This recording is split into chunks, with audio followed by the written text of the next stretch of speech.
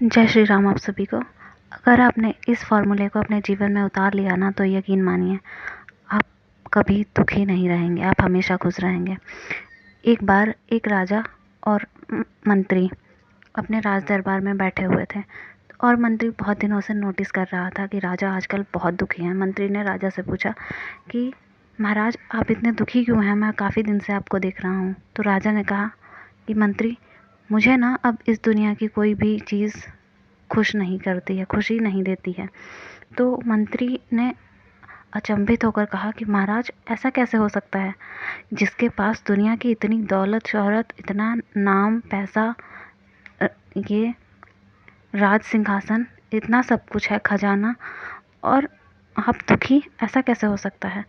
तो महाराज की इस दशा को देखते हुए वहाँ के राजपुरोहित को बुलाया गया और उन्होंने कहा, राजा की इस दशा को देखते हुए, कि अगर इस नगर का कोई भी व्यक्ति महाराज को अपने पहने हुए वस्त्र दे देगा तो राजा की समस्या का समाधान मिल जाएगा। तो मंत्री गए लोगों की खोज में, उस नगर में ढूंढने लगे कि जो सबसे सुखी व्यक्ति है, जो सबसे ज़्यादा खुश है, उस व्यक्ति के कपड़े चाहिए। तो एक घर में नॉक नॉक किया, पूछा क्या इस घर में कोई सुखी व्यक्ति है। तो उसने कहा कि अरे कहाँ, बेटे की शादी नहीं हो रही है। फिर दूसरे घर में गया, फिर कह रही कि अरे हम कहाँ दुखी, बेटी अपने ससुराल में परेशान है।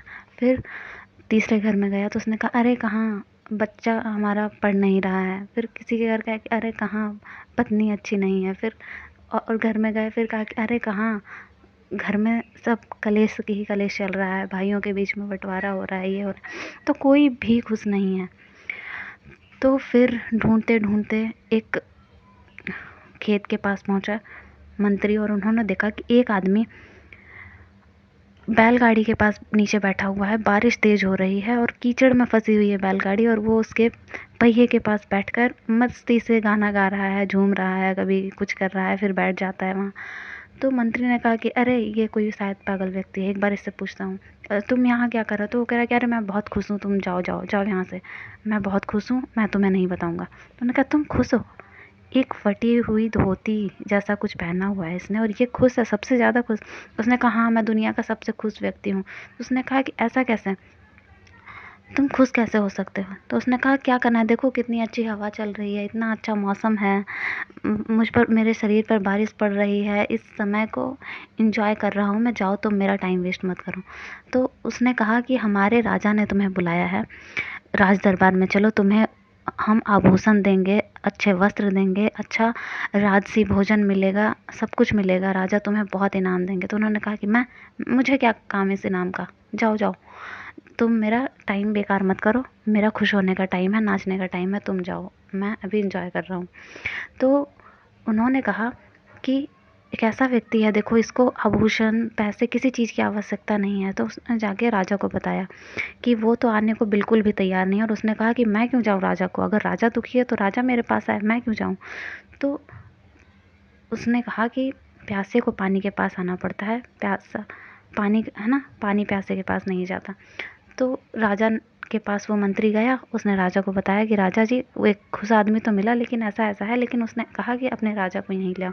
राजा गए, उन्होंने उसे देखा और उसने पूछा कि अरे तुम इतने खुश क्यों हो। उसने कहा कि अभी मेरा मूड नहीं है बताने का, जाओ आज नहीं बताऊँगा, कल आना। फिर राजा कल आते हैं, फिर बोलता अरे अभी तो मेरा मस्ती करने का टाइम है, अभी नहीं, तुम एक काम करो, थोड़ी देर के बाद आना। फिर राजा गए थोड़ी देर के बाद, तो उसने कहा कि देखो खुश होने का तुम्हारा सबसे बड़ा कारण क्या है, राजा ने पूछा। तो उसने कहा कि मैं ये नहीं सोचता कि आज ये कर लिया तो कल क्या करूँगा, फिर क्या होगा, अगर मुझे ये चीज़ मिल जाए तो इससे ये खुशी होगी, इतने पैसे जमा कर लूँगा तो मुझे ये खुशी मिलेगी।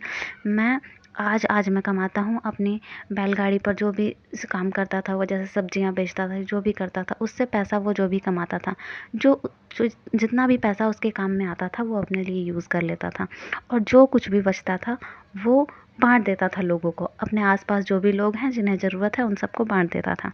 तो उसने कहा कि मेरी खुशी का ये कारण है, मैं कभी भी इकट्ठा करके नहीं रखता कि ये उस टाइम काम आएगा, ये उस टाइम काम आएगा, और मैं कभी भी वैलिडेशन नहीं मांगता किसी से कि कोई मुझे बताए कि खुश कैसे रहना है और क्या करना है और आगे क्या करना है, मैं ज़्यादा नहीं सोचता। मैं वर्तमान के बारे में सोचता हूँ, जो अभी चल रहा है मैं उसमें खुश हूँ। मैं कभी भी अपनी खुशियों को कल पर नहीं टालता हूँ। तो ये चीज़ें अगर हम अपने जीवन में सीख जाए ना, हम में से बहुत से लोग हैं हर चीज़ में दुखी होने की आदत हो गई। हम खुशियाँ ढूँढ ही नहीं पाते। हम छोटी-छोटी बात को लेकर बैठ जाते हैं और जीवन भर परेशान होते रहते हैं और हमें लगता है कि वो खुश कैसे है, वो खुश कैसा है। हम दूसरों को देखते हैं, हमारे आस-पास हर छोटी-छोटी चीज़ में अगर हमने खुशियाँ ढूँढना स्टार्ट कर दी ना, कि अच्छा मौसम हो रहा है, चलो खुश हो जाते हैं। कुछ भी छोटी-सी भी चीज़ आपकी लाइफ में अच्छी होती है ना, तो एक बार भगवान को शुक्रिया बोलो, परमात्मा को शुक्रिया बोलो और एन्जॉय करो हर एक मोमेंट को, चाहे वो बड़ा हो, छोटा हो, ये मैटर नहीं करता है। खुश होने के लिए कोई बहुत बड़ी-बड़ी चीज़ें नहीं लगती हैं। बहुत से लोगों को आपने देखा होगा, उनके पास कुछ भी नहीं है पर खुश बहुत होते हैं। लेकिन बहुत से ऐसे लोग हैं जिनके पास सब कुछ है, किसी चीज़ की कमी नहीं है, फिर भी छोटी-छोटी चीज़ों का चलता ही रहता है उनकी लाइफ में। तो बस खुश रहो और भगवान को बस कर दो कि अब सौंप दिया इस जीवन का सब भार, तुम्हारे हाथों में है जीत, तुम्हारे हाथों में है हार, तुम्हारे हाथों में। एक भेद यही तुझ में मुझ में, मैं नर हूँ तुम हो नारायण। मैं इस संसार के हाथों में और संसार तुम्हारे हाथों में। हर पल में भगवान को याद करो, बहुत सारा नाम जप करो, बहुत खुश रहो और नाम जप से ना जीवन में बड़े बड़े चमत्कार होंगे। एक बार शुरू करके देखो और इस फॉर्मूला को अप्लाई करो। जय श्री राम।